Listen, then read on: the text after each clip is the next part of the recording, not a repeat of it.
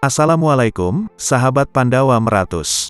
Salam Nusantara. Terima kasih kepada Anda semua yang telah subscribe, menonton, menyukai dan membagikan link channel ini. Saya doakan semoga Anda semua diberi panjang umur, sehat walafiat, dan diberi keberkahan rezeki lahir batin di dunia dan di akhirat.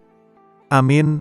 Allahumma amin. Sahabat Pandawa Meratus. Dalam salah satu hikam beliau nomor 544, Al-Habib Abu Bakar bin Hasan Alatas Az-Zabidi, semoga Allah menjaga beliau, berkata, tidak bisa dekat kepada Allah, dan dekat kepada Rasul kecuali dengan banyak berbuat baik kepada makhluk Allah dengan tidak memandang bulu, tidak memandang suku, ataupun derajat. Setelah mendengar perkataan hikam beliau, sekarang kita akan menyimak bagaimana keteladanan beliau. Tidak sekedar kata, tapi telah dipraktikkan di sepanjang hidup beliau. Kisah ini diungkapkan oleh salah satu khodam atau pelayan beliau, dan dituliskan di akun Facebooknya, Kaisan. Dalam setahun, 9 bulan saya habiskan bersama Habib, mengurus yayasan yang beliau dirikan dengan nama beliau sendiri, Yayasan Sayyid Abu Bakar Hasan Alatas. 3 bulan sisanya, Rajab, Syaban dan Ramadan, beliau ke Ternate, dan kawan-kawan saya murid beliau di wilayah Maluku Utara yang menghandle kerja-kerja kemanusiaan di sana. Di Depok sini, hampir semuanya saya kerjakan sendiri, sebab Habib, yang biasa kami panggil sebagai Abuya, tidak gampang mempercayakan pekerjaan seperti ini kepada orang lain. Porsi terbesarnya adalah mengurus orang sakit dan menyekolahkan orang-orang yang kurang mampu. Kaki saya melangkah mengikuti telunjuk Abuya, Acang, kamu kirimin duit si Fulan, dia mau bayar sekolah. Waladi, tolong urus si Fulanah, dia mau bayar kontrakan. Ahsan, besok pagi kamu ke Pejaten, ada Syarifah yang kakinya patah, bawa ke dokter dan cek apa dia mau dioperasi atau bagaimana sebaiknya tindakan yang diperlukan. Kirim uang ke Zabit, Yaman.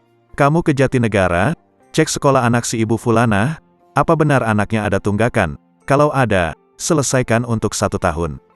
Besok kamu ke bank, transfer uang untuk beli beras 2,5 ton, mau dibagi untuk bulan ini. Turun dari mobil, kejar itu pedagang kasur, kasih duit biar dia bisa makan siang. Itu ada orang gila di pinggir jalan, cari warteg, beliin makanan, tunggu sampai dia makan baru kamu kembali ke mobil. Ini buku tolong antar ke Perpustakaan Nasional sebagai wakaf. Cari tahu bagaimana jalan supaya kita bisa bantu kebakaran di Australia. Kirim uang ini ke rekening ini, bapaknya meninggal, mau dipakai buat urus jenazah.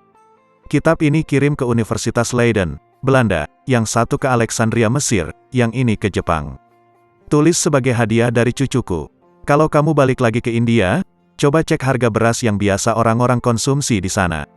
Kita mau bantu orang-orang miskin di Hyderabad. Bayar SPP si Fulan. Ganti biaya berobat si Fulanah. Antarkan beras ke rumah Fulan. Dan seterusnya, dan seterusnya. Setiap hari saya hanya berputar dari tanda seru yang satu ke tanda seru yang lain. Niat saya ketika ingin mencari ulama sebagai tempat berkhidmat menemukan muara. Ketika awal sampai di rumah Abuya 10 tahun yang lalu dan menemukan ada satu ruangan khusus yang beliau jadikan gudang beras berkapasitas 10-20 ton yang dibagikan kepada orang-orang miskin se-Jabodetabek, saya langsung menetapkan hati untuk mengabdi kepada beliau. Sampai hari ini, puji Tuhan, saya masih diberi kesempatan dan kepercayaan. Sebab yang sekedar berdakwah di atas mimbar itu banyak, sementara yang mengamalkan apa yang diucapkan, ulama seperti itu hanya dapat dihitung jari. Di setiap akhir bulan, saya akan menyusun laporan pengeluaran uang yang jumlahnya tidak pernah kurang dari 9 digit. Kalau bulan Ramadan tembus 10.